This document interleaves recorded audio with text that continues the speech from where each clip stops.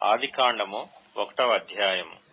ఆదియందు దేవుడు భూమ్యాకాశములను సృజించెను. భూమి నిరాకారముగాను శూన్యముగాను ఉండెను. చీకటి అగాధ జలము పైన కమ్మిండెను. దేవుని ఆత్మ జలముల పైన అల్లాడుచుండెను. దేవుడు వెలుగు కమ్మని పలుకగా వెలుగు కలిగెను. వెలుగు మంచిదైనట్టు దేవుడు చూచెను. దేవుడు వెలుగును చీకటిని వేరుపరచెను. దేవుడు వెలుగునకు పగలనియు చీకటికి రాత్రి అనియు పేరు పెట్టెను. అస్తమయమును ఉదయమును కలగగా ఒక దినమాయెను. మరియు దేవుడు జలముల మధ్యన ఒక విశాలము కలిగి ఆ జలములను ఈ జలములను వేరుపరచును గాకని పలికెను.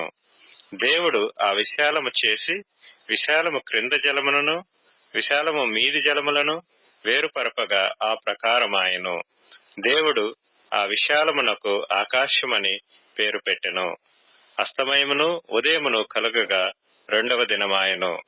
దేవుడు ఆకాశము క్రిందనున్న జలములో ఒకచోటనే కూర్చబడి ఆరిన నేల కనబడునుగాకని పలకగా ఆ ప్రకారమాయెను.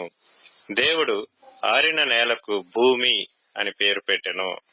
జలరాశికి ఆయన సముద్రములని పేరు పెట్టెను. అది మంచిదని దేవుడు చూచెను. దేవుడు గడ్డిని విత్తనములిచ్చు చెట్లను భూమి మీద తమ తమ జాతి ప్రకారము తమలో విత్తనములు గల ఫల వృక్షములను భూమి మొలిపించుకాకని పలుకగా ఆ ప్రకారమాయెను. భూమి గడ్డిని తమ తమ జాతి ప్రకారము విత్తనములిచ్చు చెట్లను తమ తమ జాతి ప్రకారము తమలో విత్తనములు గల ఫల వృక్షములను మొలిపింపగా అది మంచిదని దేవుడు చూచెను. అస్తమయమును ఉదయమును కలగగా 3వ దినమాయెను.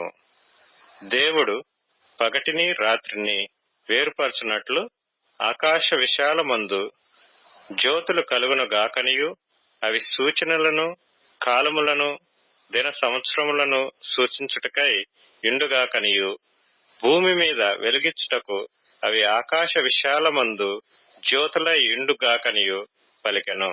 ఆ ప్రకారమాయెను. దేవుడు ఆ 2 గొప్ప జ్యోతులను అనగా పగటిని ఏలుటకు పెద్ద జ్యోతిని రాత్రిని ఏలుటకు చిన్న జ్యోతిని నక్షత్రములను చేసెను.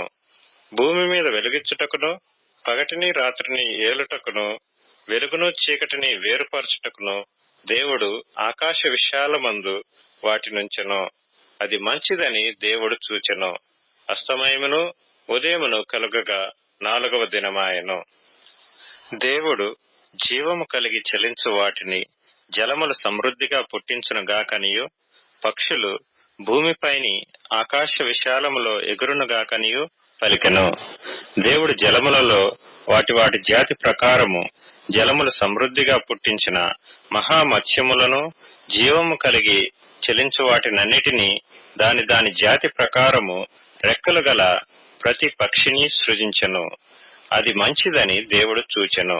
దేవుడు మీరు ఫలించి అభివృద్ధి పొంది సముద్ర జలములలో నిండి ఇండుడనియు పక్షులు భూమి మీద విస్తరించును గాకనియు వాటిని ఆశీర్వదించెను.